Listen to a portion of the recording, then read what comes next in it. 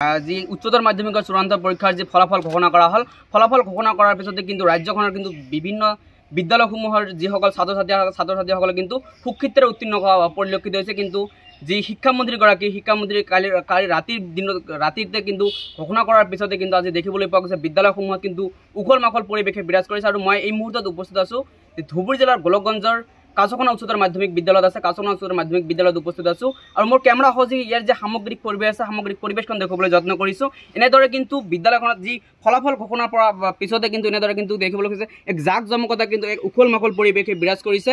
ৰাতিপুৱাৰে পৰা ক'ব লাগিব যি ফলাফল ঘোষণা হৈছে, ফলাফল ঘোষণাত কিন্তু বিদ্যালয়খনে এক ধাৰাবাহিক সফলতা লাভ কৰিবলৈ সক্ষম হৈছে। যি হাইস্কুল শিক্ষান্ত পৰীক্ষা কেইদিনমান আগতে যে হাইস্কুল শিক্ষান্ত পৰীক্ষা ঘোষণা কৰা হৈছিলে, ফলাফল ঘোষণাটো কিন্তু বিদ্যালয়খনে এক ভাল ফলাফল কঢ়িয়াই আনিবলৈ সক্ষম হৈছে। কিন্তু তেনে পৰিপ্ৰেক্ষিতত কিন্তু যি উচ্চতৰ মাধ্যমিকৰ চূড়ান্ত পৰীক্ষা আজিৰ দিনত ঘোষণা কৰা হ'ল, তেনে পৰিপ্ৰেক্ষিতত কিন্তু বিদ্যালয়খনে কিন্তু এক সফলতা কঢ়িয়াই আনিবলৈ সক্ষম হৈছে। আৰু এটা কথা উল্লেখ কৰিব লাগিব যি আৰবিনা খাতুন নামৰ এগৰাকী ছাত্ৰীয়ে কিন্তু যি হাইস্কুল শিক্ষান্ত পৰীক্ষা আছিলে, হাইস্কুল শিক্ষান্ত পৰীক্ষাত কিন্তু তেখেতে কিন্তু 6টা বিষয়তে কিন্তু লেটাৰ মাৰ্ক সহ উত্তীৰ্ণ হৈছিলে। কিন্তু আজিও কিন্তু যি উচ্চতৰ মাধ্যমিকৰ চূড়ান্ত পৰীক্ষাৰ ফলাফল ঘোষণা কৰা হ'ল, ফলাফল ঘোষণাটো কিন্তু তেখেত কিন্তু 6টা বিষয়তে লেটাৰ মাৰ্ক সহ 93.6% লাভ কৰিবলৈ সক্ষম হৈছে। আমি পোনে পোনে তেখেতৰ ফালৰ পৰা কিছু মন্তব্য ল'বলৈ যত্ন কৰিম। কিন্তু এটা কথা উল্লেখ কৰিব লাগিব, কিন্তু বিদ্যালয়খনত কিন্তু এক জাক জমকতাৰে যি সম্বোধনা পৰ্ব অনুষ্ঠান সম্বোধনা দিয়া পৰিলক্ষিত হৈছে। আমি অকণমান আগুৱাই আহিব যিহেতু এক ভাল ফলাফল কৰি আনিবলৈ সক্ষম হৈছে। পোনপ্ৰথমে শুভেচ্ছা জ্ঞাপন কৰিছোঁ। ধন্যবাদ। যিহেতু আছে অনুভৱ বহুত ভাল লাগিছে। ৰিজাল্ট ভাল হ'লে সকলোৰে ভাল লাগে, মোকো ভাল লাগিছে। নিৰ্দিষ্ট তেনেকৈ নাছিল, মই নিয়মীয়াকৈ পঢ়িব চেষ্টা কৰিছিলোঁ, 6 ঘণ্টা তেনেকৈ কৰিছিলোঁ। মই অকলে নহয়, মোৰ বিদ্যালয়ৰ প্ৰতিগৰাকী শিক্ষক শিক্ষয়িত্ৰী সকলোৱে মোক সহযোগ কৰিছিল। মোৰ মা দেউতাই মোক সহযোগ কৰিছিল। বিশেষকৈ ৰুণলী কৰ্মকাৰ বাইদেৱে মোক বহুত হেল্প কৰিছে। বিদ্যালয়ৰ প্ৰতিগৰাকী শিক্ষক শিক্ষয়িত্ৰীয়ে মোক বহুত হেল্প কৰিছে, সেইকাৰণে ধন্যবাদ জনাব বিচাৰিছোঁ। ভালকৈ পঢ়িলে নিশ্চয় ভাল ৰিজাল্ট হ'ব। সকলোৱে ভালকৈ পঢ়ি যোৱা, ভাল ৰিজাল্ট হ'ব নিশ্চয়।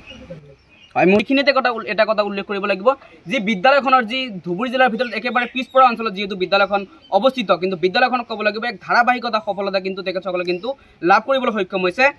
যি বৃত্তি পৰীক্ষাকে ধৰি যি বৃত্তি পৰীক্ষা অনুষ্ঠিত হৈছিলে, বৃত্তি পৰীক্ষাৰ ফলাফলত কিন্তু ধুবুৰী জিলাৰ ভিতৰত বিদ্যালয়খনৰ এগৰাকী ছাত্ৰই কিন্তু প্ৰথম স্থান লাভ কৰিবলৈ সক্ষম হৈছে। আমি সম্পূৰ্ণৰূপে যি অধ্যক্ষগৰাকী আছে, অধ্যক্ষগৰাকীৰ ফালৰ পৰা কিছু মন্তব্য ল'বলৈ যত্ন কৰিম। আৰু ছাৰ, যিহেতু বিদ্যালয়খনে এক ধাৰাবাহিক সফলতা বুলি ক'ব লাগিব বিভিন্ন ক্ষেত্ৰত। নমস্কাৰ।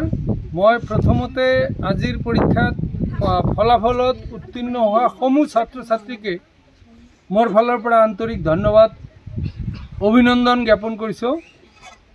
তেওঁলোকৰ প্ৰয়াস, আমাৰ শিক্ষক শিক্ষয়িত্ৰীসকলৰ সহযোগিতাত আজি বিদ্যালয়খনে যি সফলতা লাভ কৰিছে তাৰ অংশীদাৰ এইখন বিদ্যালয়ৰ প্ৰতিজন ছাত্ৰ ছাত্ৰী, এইখন বিদ্যালয়ৰ প্ৰতিগৰাকী শিক্ষক অশিক্ষক কৰ্মচাৰী, বিদ্যালয় পৰিচালনা সমিতিৰ প্ৰতিগৰাকী সদস্যা সভাপতি সমন্বিতে সকলোৱে তথা এই অঞ্চলৰ ৰাইজ, আনকি আপোনালোক প্ৰতিগৰাকী সংবাদকৰ্মীও হয়।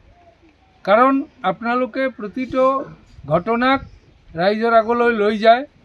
এইটোৱে আমাক আৰু অধিক দায়বদ্ধ হ'বলৈ বাধ্য কৰে। আৰবিনা খাতুনৰ ক্ষেত্ৰত মই ক'ম, তাই যিটো বছৰত HSLC পাছ কৰিছিলে তেতিয়াও তাই 6টা বিষয়তে লেটাৰ পাইছিল। তাই তেতিয়াও আমাক গৰ্বিত কৰিছিল।